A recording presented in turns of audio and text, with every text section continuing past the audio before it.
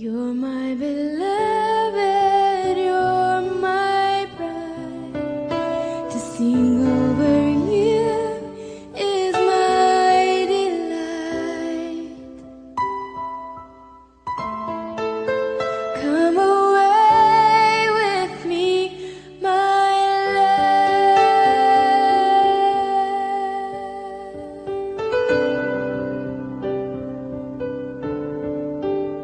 Under my mercy, come and wait till we are standing face to face.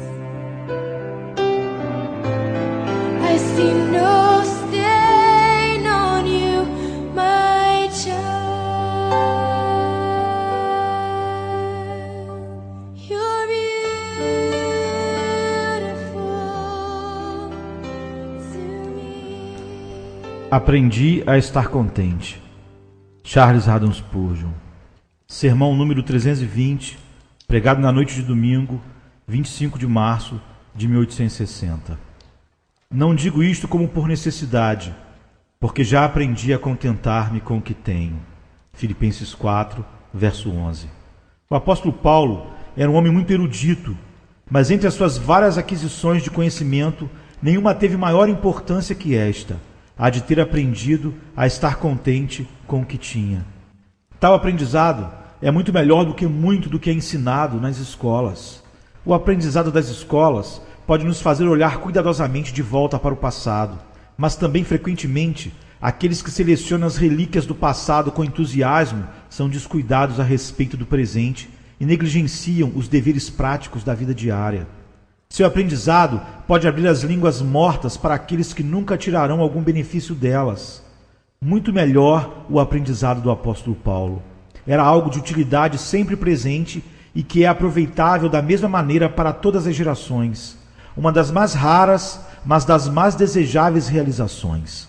Ponho o mais antigo polemista e o mais instruído dos nossos homens de Cambridge num patamar mais baixo comparado com este erudito apóstolo, pois este, certamente, é o mais alto grau que um homem pode possivelmente obter, ter aprendido, seja em que estado estiver, a se contentar com o que tem.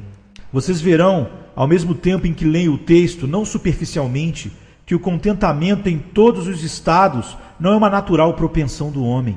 Ervas daninhas crescem rapidamente, cobiça, descontentamento e murmuração são tão naturais ao homem como os espinhos para o solo. Vocês não têm necessidade alguma de semear cardos nem espinhos, eles surgem naturalmente, porque são nativos à terra, sobre a qual persiste a maldição. Também vocês não têm necessidade alguma de ensinar os homens a se queixarem. Eles se queixam rapidamente o suficiente sem qualquer educação. Mas as preciosas coisas da terra precisam ser cultivadas. Se quisermos ter trigo, devemos arar e semear. Se quisermos flores, deve haver o jardim e o cuidado do jardineiro.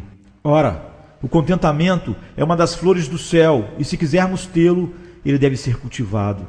Ele não crescerá em nós pela natureza, somente a nova natureza pode produzi-lo, e mesmo assim, devemos ser especialmente cuidadosos e vigilantes para que mantenhamos e cultivemos a graça com a qual Deus nos semeou.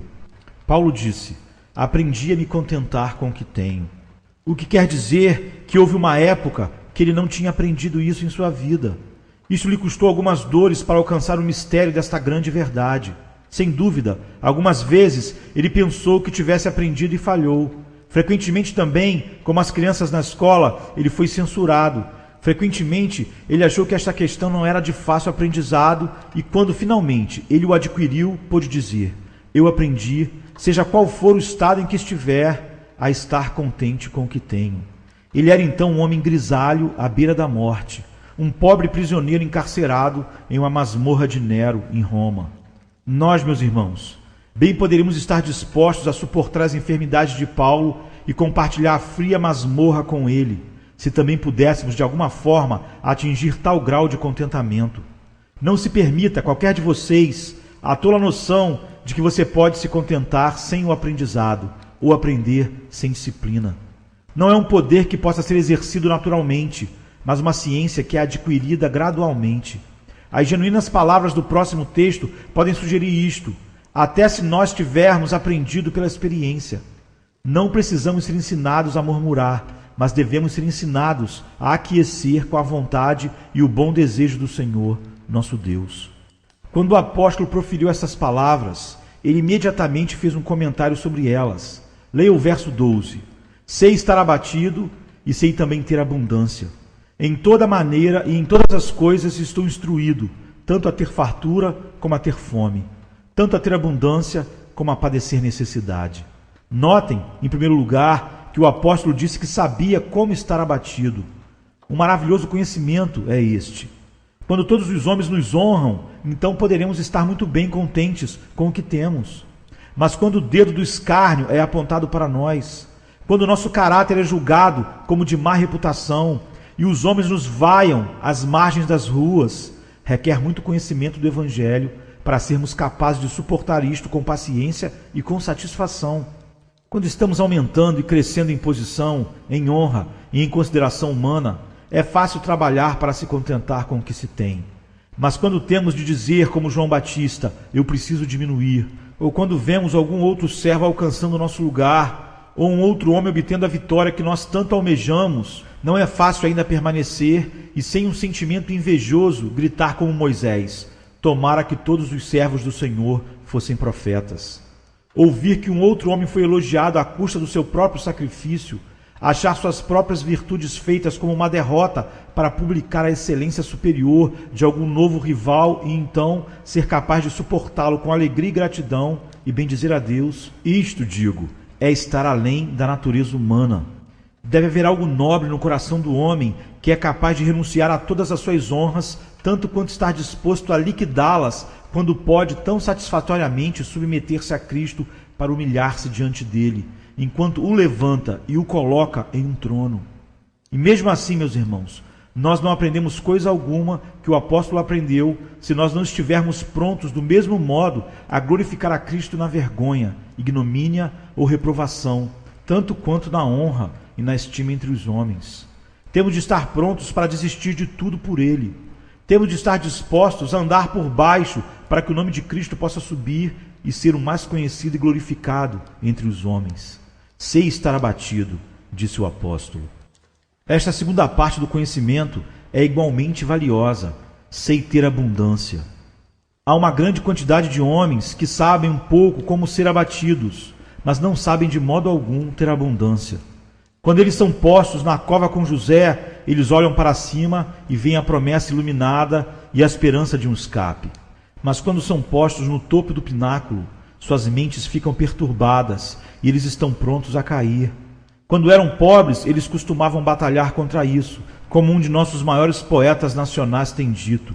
Ainda que muitas coisas impossíveis de pensar tenham sido trazidas à perfeição completa pela necessidade, a audácia de uma alma procede daquele lugar, da aspereza do juízo e da ativa diligência.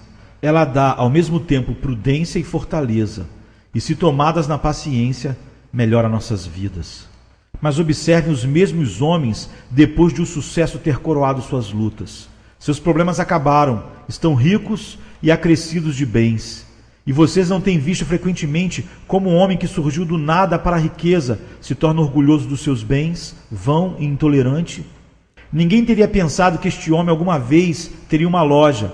Você não creria que ele alguma vez se acostumaria a vender 1 libra de velas, não é? Ele é tão grande aos seus próprios olhos que pensam que o sangue de todos os Césares corre em suas veias. Não conhece seus antigos companheiros. Agora passa pelo amigo familiar dos dias passados com um quase imperceptível acesso de reconhecimento. Este homem não sabe ter abundância. Tornou-se orgulhoso, está exaltado além da medida. Tem havido homens que cresceram em popularidade na igreja por um tempo. Pregavam bem e fizeram um trabalho poderoso. Por causa disso, o povo os honrou. E com toda razão. Mas então eles se tornaram tiranos, desejaram autoridade, passaram a ter um olhar altivo para todas as demais pessoas, como se os outros fossem pequenos pigmeus e eles grandes gigantes. Sua conduta tornou-se intolerável e rapidamente foram retirados dos seus lugares altos, porque não souberam ter abundância. Havia uma vez um pequeno pedaço de papel quadrado no púlpito de George Whitefield, na forma de uma nota, para este efeito: Ela dizia: um jovem que recentemente ganhou uma grande fortuna pede as orações da congregação. Muito corretamente pedida foi a oração, pois quando nós subimos a montanha, precisamos orar para que sejamos mantidos de pé. Não há metade do temor de tropeçar em descer da montanha da fortuna. O cristão muito mais frequentemente desgraça sua profissão na prosperidade do que em sendo abatido. Há um outro perigo, o perigo de crescer de modo mundano. Quando o homem acha que a sua riqueza aumenta, é maravilhoso como o dinheiro gruda em seus dedos. O homem que tinha o suficiente pensava que se ele tivesse mais do que precisava, então ele seria excessivamente liberal. Com uma bolsa de 1 shilling, ele tinha um coração de 1 guinéu, mas agora, com uma bolsa de 1 guinéu, ele tem um coração de 1 shilling. Ele acha que o dinheiro é como um adesivo e não pode removê-lo. Vocês já ouviram falar de uma aranha que é chamada fiandeira de dinheiro? Não sei por que ela é chamada assim, a não ser que é uma espécie de aranha que não pode ser removida de seus dedos. Ela anda de uma mão para outra mão, e então na sua manga, e aqui e ali, você não consegue se livrar dela, a não ser que a esmague completamente. Assim é com muitos que têm abundância. O dinheiro é uma coisa boa quando posto para uso. A força, a energia do comércio e da caridade. Mas uma coisa má no coração é uma ferrugem podre e maligna. O dinheiro é uma coisa boa para ter a seus pés, mas uma coisa má para se carregar nos lombos ou na cabeça. Não importa quanto uma terra é preciosa quando alguém é enterrado vivo. Quantos cristãos têm se assemelhado a pessoas enterradas vivas por terem sido destruídos pela sua riqueza? Quanta pobreza de alma e negligência das coisas espirituais têm sido provocadas através da genuína misericórdia e generosidade de Deus. Embora não fosse um assunto de necessidade, mesmo assim o apóstolo Paulo nos diz que ele sabia ter abundância. Quando ele tinha muito, ele sabia usá-lo. Ele pediu a Deus que pudesse se manter humilde, para que quando ele tivesse uma vela completa, ele pudesse ter muito lastro. Para quando sua xícara transbordasse, ele não se apressasse em gastá-la. Que neste tempo de fartura, ele pudesse estar pronto a dar àqueles que precisavam. E que, como um administrador fiel, ele pudesse pôr tudo que tinha à disposição do seu Senhor. Este é um aprendizado divino. Sei estar abatido e sei ter abundância. O apóstolo continua dizendo: em toda maneira e em todas as coisas estou instruído, tanto a ter fartura como a ter fome. É uma lição divina, deixe-me dizer, saber ter fartura, pois os israelitas uma vez tiveram fartura, e enquanto a carne ainda estava em suas bocas, a ira de Deus veio sobre eles. Há muitos que pediram por misericórdia para se satisfazerem com o desejo do seu próprio coração, e está escrito: o povo assentou-se a comer e a beber, depois levantaram-se a folgar. Fartura de pão tem frequentemente gerado fartura de sangue, e isto tem trazido devassidão de espírito. Quando os homens têm demasia da misericórdia de Deus, e é estranho que devamos dizer isso, mas é uma realidade, quando os homens têm muito da providencial misericórdia de Deus, frequentemente acontece que passam a ter pouco da graça de Deus, e uma pequena gratidão pela generosidade que têm recebido. Estão fartos e se esquecem de Deus. Satisfeitos com a terra, estão contentes em viver sem o céu. Fiquem certos, meus caros ouvintes, que é mais difícil saber ter fartura do que saber ter fome. Saber ter fome é uma lição dolorida, mas saber ter fartura é uma lição ainda mais difícil. Como é desesperada a tendência da natureza humana ao orgulho e ao esquecimento de Deus. Tão rapidamente quanto tenhamos uma porção dobrada de maná, começamos a acumulá-la. Ela produz vermes e se torna mal cheirosa às narinas de Deus. Cuide-se, para que em suas orações vocês peçam a Deus que os ensine a ter fartura. O apóstolo sabia ainda como experimentar os dois extremos da fartura e da fome. Que grande desafio é este! Ter um dia o caminho espalhado com a misericórdia e no dia seguinte achar o solo debaixo de você infrutífero, sem qualquer conforto. Eu posso prontamente imaginar o pobre contente em sua pobreza, pois ele foi criado nela. Ele é como um pássaro que nasceu em uma gaiola e não sabe o que significa liberdade. Mas o homem que tenha tido muitos bens do mundo e que teve fartura, ser trazido para a penúria absoluta, é como um pássaro que uma vez voou a grandes alturas com suas asas, mas que agora está engaiolado. Se você tiver sido rico ou bem abastado e foi levado à pobreza, você achará difícil saber ter fome. Na verdade, meus irmãos, deve ser uma lição dolorida. Nós nos queixamos algumas vezes dos pobres, porque eles murmuram. Nós murmuraríamos muito mais do que eles se a sua sorte caísse sobre nós. Sentar-se à mesa quando não há coisa alguma para comer, e 5 ou 6 crianças gritando por pão é o suficiente para quebrar o coração de um pai ou de uma mãe, quando seu marido é levado para a sepultura, olhar fixamente para a casa atacada de escuridão, apertar sua criança recém-nascida junto ao seu peito, pensar nas outras, com o coração enviuvado, lembrando que elas estão sem um pai para buscar sua sobrevivência. É preciso ter muita graça para saber ter fome. E para o homem que perdeu o emprego e andou por toda Londres, talvez milhares de milhas, para encontrar um local de trabalho e não conseguiu coisa alguma, voltar para casa e saber que quando encarar a sua mulher, sua primeira pergunta será: você trouxe pão? Você não conseguiu nada? E ter de dizer para ela: não havia portas abertas para mim. É duro provar a fome e suportá-lo pacientemente. Eu tive de admirar e olhar com um tipo de reverência para alguns membros desta igreja, quando aconteceu de ouvir posteriormente a respeito das suas provações. Eles não contaram para ninguém, eles não vieram a mim, mas suportaram suas aflições em segredo, lutaram heroicamente contra todas as suas dificuldades e perigos e se tornaram mais do que vencedores. Irmãos, irmãs, parece uma lição fácil quando a vemos em um livro, mas não é tão fácil assim quando ela é posta em prática. É difícil saber ter fartura, mas é uma coisa dolorida saber ter fome. Nosso apóstolo aprendeu ambas, tanto a ter abundância quanto a sofrer necessidade. Tendo então exposto o comentário do próprio apóstolo Paulo, que alargam as palavras do meu texto, deixe-me retornar para a passagem em si. Vocês podem agora me perguntar por qual curso de estudo ele adquiriu esta estrutura pacífica de mente. E de uma coisa nós podemos estar completamente certos: não foi por nenhum processo estoico de autogoverno, mas simples e exclusivamente pela fé no Filho de Deus. Vocês podem facilmente imaginar um nobre cuja casa é a habitação do luxo, viajando através dos países estrangeiros para fins de descoberta científica, ou indo para comandar alguma expedição militar ao serviço do seu país.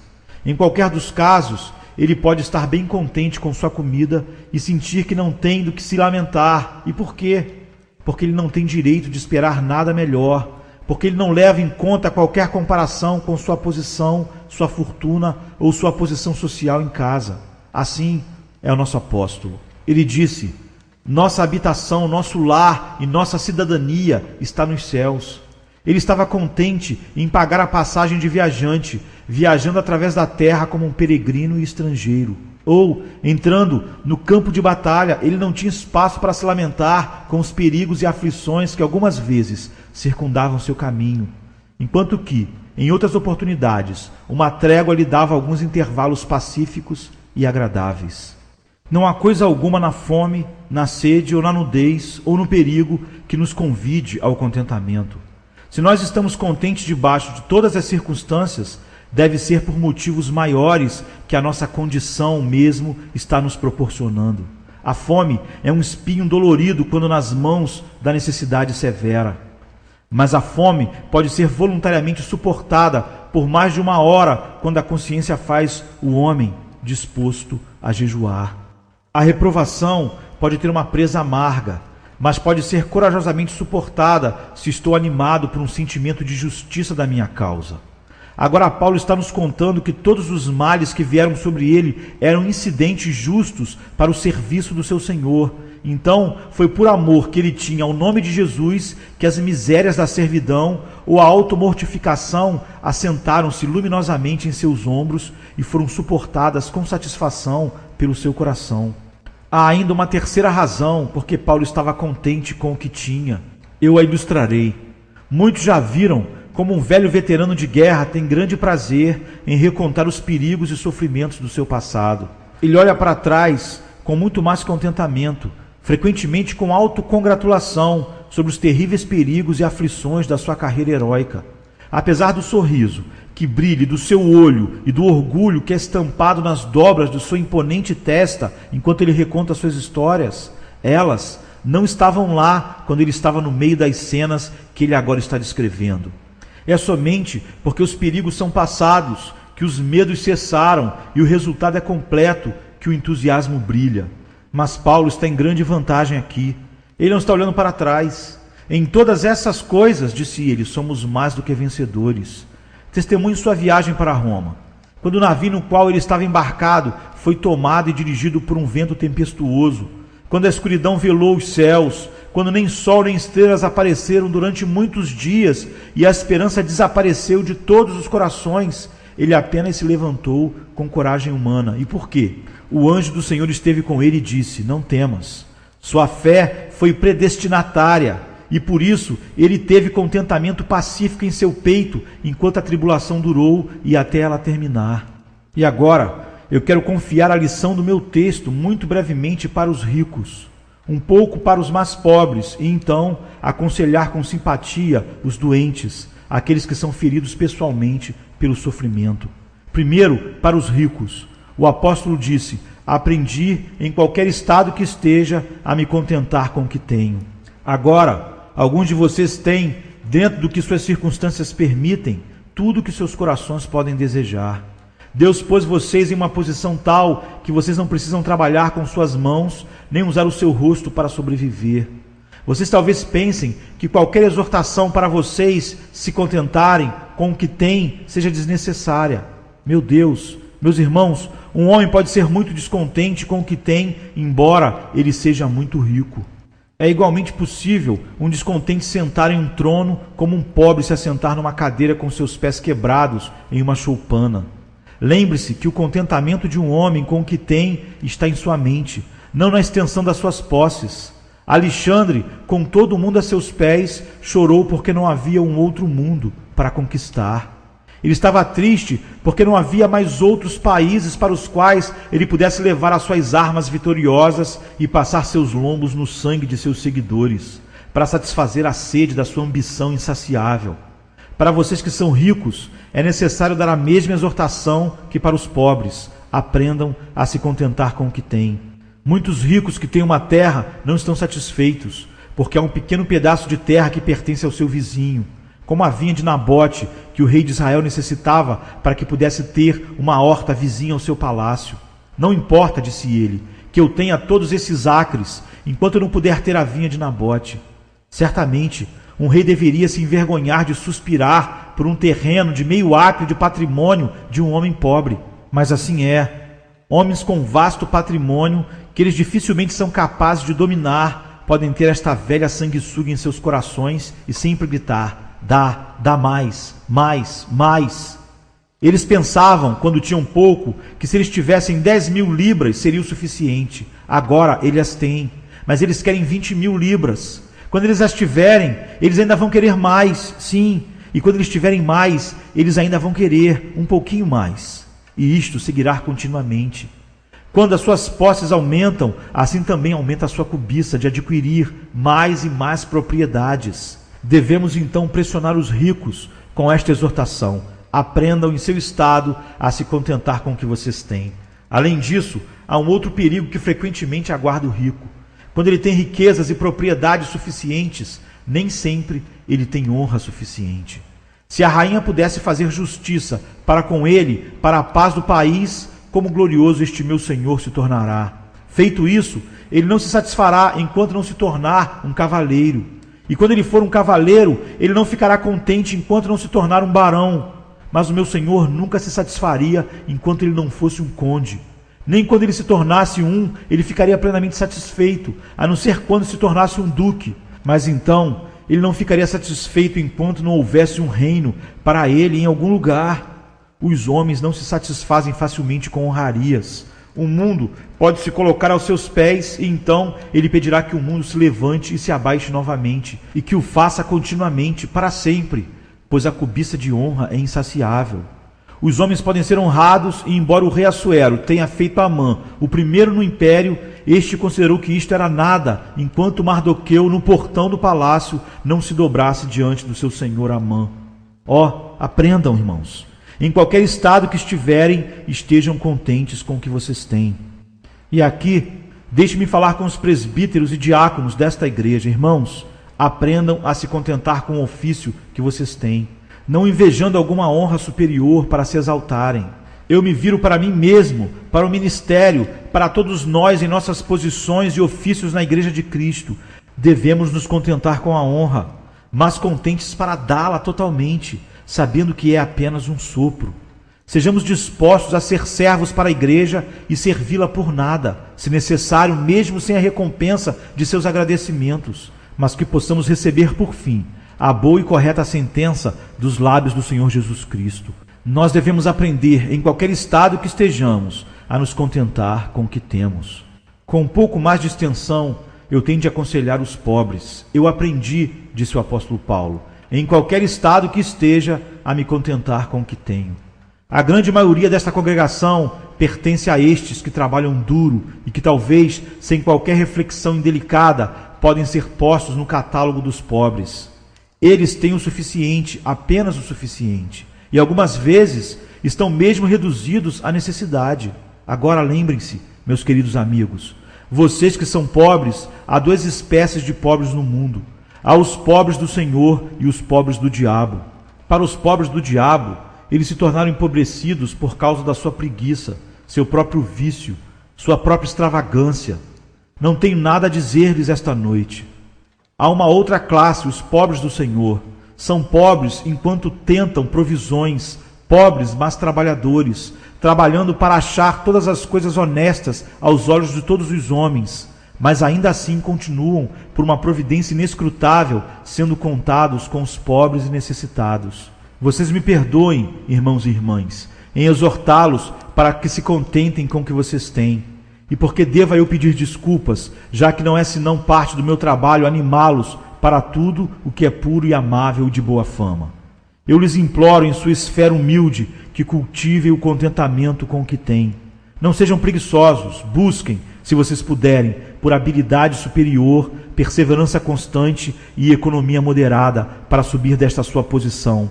Não sejam extravagantes para viver inteiramente sem um cuidado ou com descuido, pois aquele que não provê para a sua própria família com providência cuidadosa é pior que um gentio publicano. Mas ao mesmo tempo, esteja contente com o que tem. E quando o Senhor lhe tiver colocado em melhor posição, esforce-se para adorná-la, seja grato a Ele e bendiga o seu nome. E devo lhe dar razões para fazê-lo? Lembrem-se que, se vocês são pobres neste mundo, assim foi o seu Senhor. Um cristão é um crente que tem semelhança com Cristo, mas o cristão pobre tem em sua pobreza uma veia especial de semelhança com Cristo aberta para ele. Seu mestre vestiu um traje de camponês e falou a linguagem do camponês. Seus companheiros eram pescadores que trabalhavam arduamente.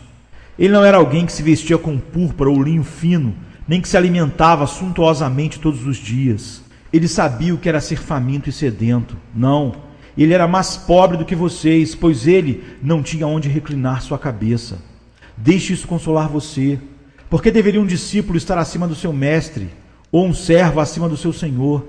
Na pobreza de vocês, além disso, vocês são capazes de comungar com Cristo, ter comunhão com Ele.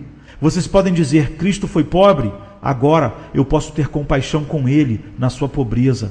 Ele estava cansado e então se sentou no poço. Eu estou cansado também, e eu posso ter semelhança com Cristo naquele suor que Ele enxugou em sua testa. A pobreza voluntária é iniquidade voluntária. Mas visto que Deus os tem feito pobres, vocês têm uma facilidade de andar com Cristo que outros não podem ter. Vocês podem andar com Ele através de todas as profundezas de cuidado e de aflição e segui-lo. Segui-lo quase que no deserto da tentação, quando vocês estão em seus apertos e dificuldades de falta de pão. Que isto possa sempre satisfazer e confortar vocês, como também fazê-los felizes em sua pobreza, porque o seu Senhor e Mestre é capaz tanto de ter compaixão quanto de socorrer. Permitam-me lembrá-los novamente que vocês devem se contentar com o que têm, porque de outro modo vocês desmentirão suas próprias orações. Vocês se ajoelham de manhã e dizem, seja feita a tua vontade. Suponha que vocês se levantem e desejem sua própria vontade e se rebelem contra a dispensação de seu Pai Celestial. Vocês não se fizeram hipócritas? A linguagem de sua oração está em desacordo com o sentimento do seu coração. Seja isso sempre suficiente para vocês pensarem que estão onde Deus lhes pôs. Vocês não ouviram a história do menino heróico a bordo do navio em chamas? Quando seu pai lhe disse para ficar em certa parte do navio, ele não se moveu até que seu pai lhe ordenou, mas se manteve no local mesmo quando o navio estava pegando fogo. Embora avisado do perigo, ele manteve a sua posição até que o seu pai lhe dissesse para se mover. Então ali ele ficou. O navio afundou, mas ele pereceu em sua fidelidade. E uma criança seria mais fiel a um pai terreno do que nós, ao nosso Pai que está nos céus? Ele ordenou todas as coisas para o nosso bem, e pode ele esquecer de nós? Creamos que seja o que for que ele decida, é o melhor. Escolhamos antes a sua vontade que a nossa própria. Se houvesse 2 lugares, um lugar de pobreza e um outro de riqueza e honra, se eu pudesse fazer a minha escolha, seria um privilégio para mim dizer: contudo, não se faça a minha vontade, Senhor, mas a tua. Uma outra reflexão se sugere por si mesma. Se vocês são pobres, vocês devem estar bem contentes com sua posição, porque dependendo dela é o melhor para vocês. Uma sabedoria inerrante lançou esta sua sorte. Se vocês fossem ricos, não teriam tanta graça quanto vocês têm agora. Este tem sido o caminho que ele escolheu para levá-los até o céu. Suponha que há um navio de grande tonelagem para ser trazido para um rio, e em grande parte do rio há um lugar raso. Alguém poderia perguntar: por que o capitão pilota através da parte profunda do canal? Sua resposta seria: porque eu não entraria no porto de forma alguma se eu não tomasse este curso mais profundo. Então talvez vocês ficassem encalhados e sofressem a ruína do navio se o seu capitão divino não fizesse sempre vocês trafegarem pela parte mais profunda da água e fizessem vocês andarem onde a corrente corre com a maior velocidade. Algumas plantas morrem se ficam muito expostas. Talvez vocês estejam plantados em alguma parte coberta do jardim, onde vocês não pegam tanto sol quanto queiram, mas vocês foram postos ali como uma planta do seu próprio justo plantador, para que vocês possam produzir frutos de perfeição. Lembre-se disso. Se houvesse uma outra condição melhor do que a que vocês estão, Deus os teria colocado lá. Vocês foram postos por Ele no lugar mais apropriado, e se vocês tivessem tido a escolha de sua sorte meia hora depois, vocês teriam voltado e dito: Senhor, escolha por mim, pois eu não escolhi o melhor de forma alguma. Vocês já ouviram certamente, entre as várias fábulas de Esopo, a dos homens que se queixaram para Júpiter de suas cargas, e o Deus, em sua ira, mandou-os que cada um se livrasse de sua carga e pegassem a que achassem melhor. Todos eles vieram e propuseram fazer assim. Havia um homem que tinha uma perna coxa e pensou que ele seria melhor se tivesse um olho cego. O homem que tinha um olho cego pensou que seria melhor se tivesse de suportar a pobreza e não a cegueira, enquanto o homem, que era pobre, pensou que a pobreza fosse o pior dos males. Ele não se importou de tomar a doença do rico desde que ele tivesse as riquezas dele. Então eles fizeram a mudança. Mas a fábula diz que, dentro de 1 hora, todos eles voltaram, pedindo que pudessem ter de volta seus próprios fardos, visto que acharam que a carga original era muito mais leve que aquelas que eles tinham tomado por suas próprias decisões. Assim achariam vocês também. Então estejam contentes com o que têm. Vocês não podem melhorar a sua sorte. Tomem a sua cruz. Vocês não podem ter um melhor julgamento além do que têm tido. É o melhor para vocês agora. Ele peneira vocês ao máximo, faz-lhes o melhor possível e faz vocês experimentarem os mais efetivos meios para fazer-lhes perfeito em toda a boa palavra e obra para a glória de Deus. E certamente, meus queridos irmãos, se necessita adicionar um outro argumento porque vocês devem estar contentes com o que têm, é este: qualquer que seja o seu problema, ele não perdurará. Vocês podem não ter nenhuma propriedade na terra, mas têm uma grande nos céus. E talvez aquela propriedade nos céus será ainda maior em virtude da pobreza que você tenha suportado aqui embaixo. Você pode ter somente uma casa para cobrir a sua cabeça, mas que grande habitação você tem nos céus. Uma casa não feita por mãos humanas.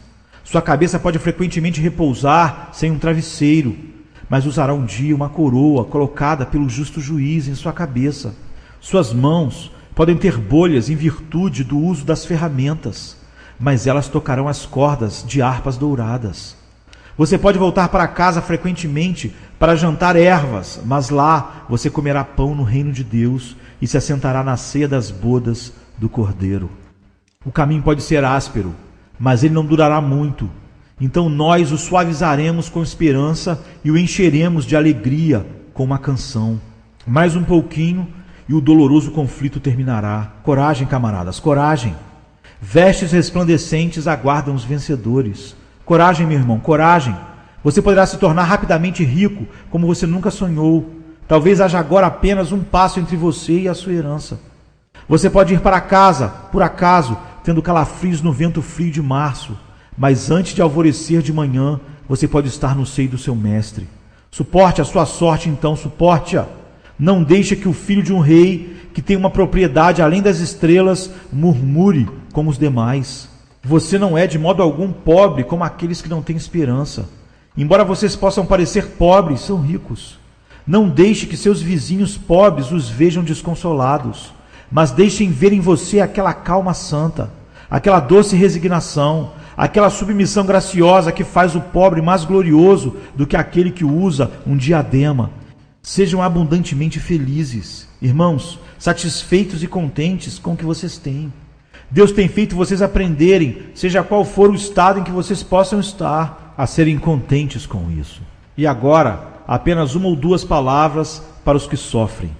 Todos os homens nascem para sofrer, mas alguns nascem com uma porção dobrada de sofrimento. Assim como entre as árvores, também entre os homens há diferentes classes. O cipreste parece ter sido criado especialmente para ficar na cabeça da sepultura e ser um pranteador, e há alguns homens e algumas mulheres que parecem ter sido feitos com o propósito de prantear. Há os Jeremias de nossa raça, que não conhecem o que seja uma hora livre de dor.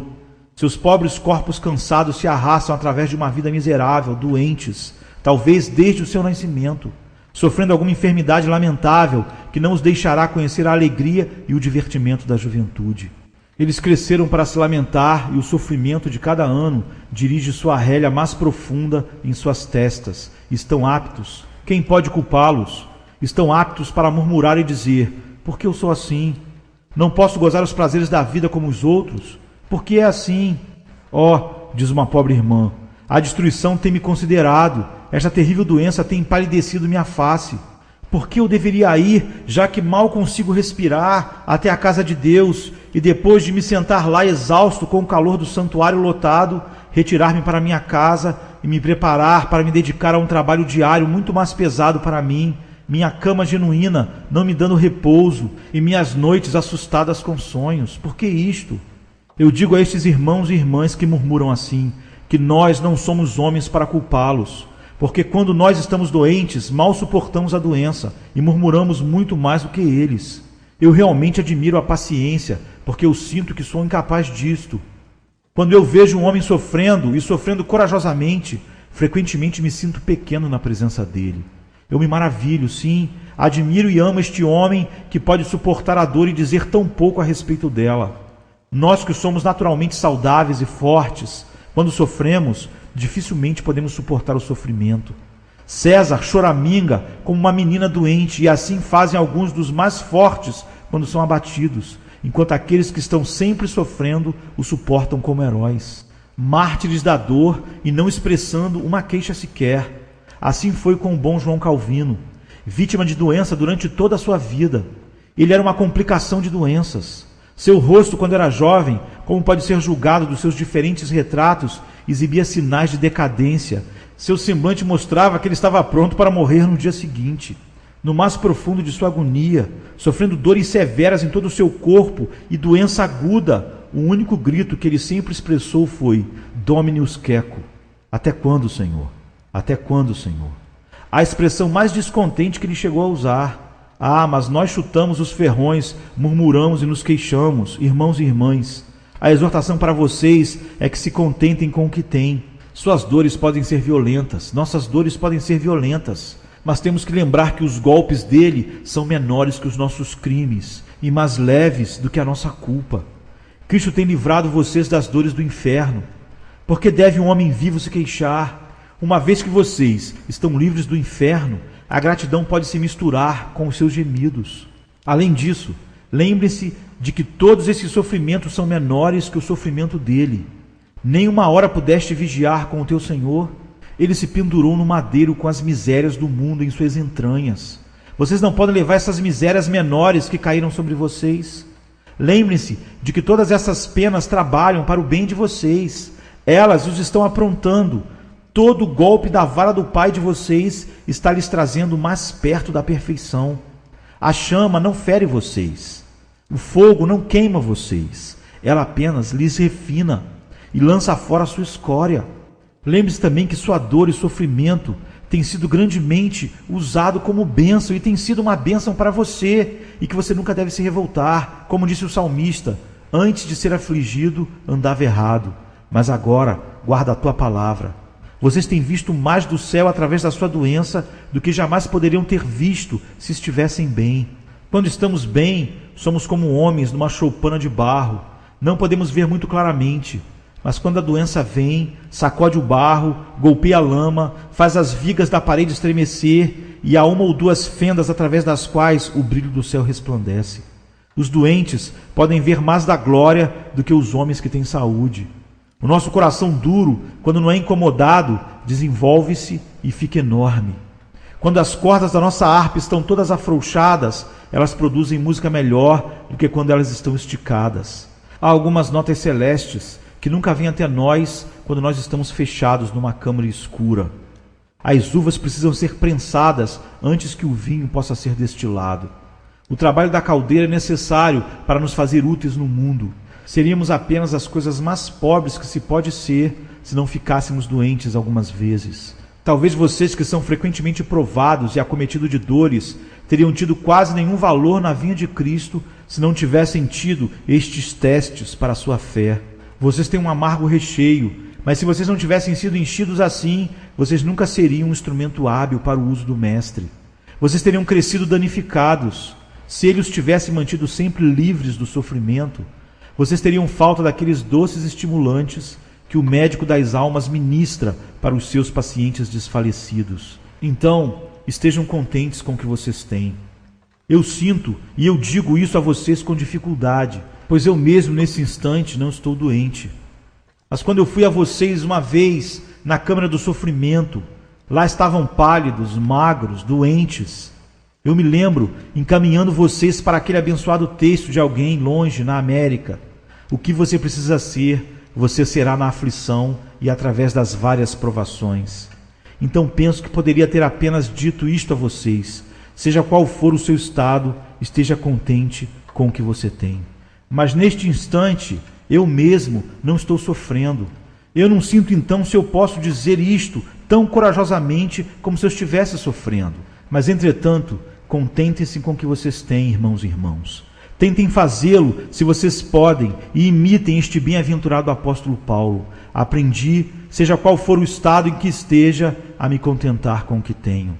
Agora, antes de despedi-los, há uma outra sentença. Vocês que não amam a Cristo, lembrem-se que vocês são as pessoas mais miseráveis do mundo. Embora vocês possam pensar que sejam felizes, não há ninguém de nós que mudaria de posição com o melhor de vocês. Quando estivermos muito doentes, muito pobres e à beira da sepultura, se vocês vierem até nós e nos disserem, venham, eu trocarei de lugar com vocês, vocês terão meu ouro, minha prata, minhas riquezas e minha saúde, e em contrapartida eu assumirei a sua posição. Não há um cristão vivo que mudaria de posição com vocês. Não pararíamos para deliberar, daríamos de imediato a nossa resposta, não, vá embora e desfrute o que você tem. Mas todos os seus tesouros são transitórios, eles passarão rapidamente. Nós guardaremos nossos sofrimentos e você guardará seus brinquedos enfeitados. Os santos não têm inferno, embora eles sofram aqui na terra. Pecadores não terão céu algum, embora o tenham aqui em seu pobre mundo desagradável. Nós temos nossos sofrimentos aqui e nossa glória depois. Vocês podem ter sua glória aqui, mas terão seus sofrimentos para sempre. Deus conceda a vocês novos corações e espíritos retos, uma fé viva em Jesus Cristo vivo, e então eu poderei dizer para vocês, como eu disse para os restantes: homem, seja em que estado que você estiver, esteja contente com o que você tem. Amém. Aprendi a estar contente. Charles Haddon Spurgeon. Sermão número 320, pregado na noite de domingo, 25 de março de 1860.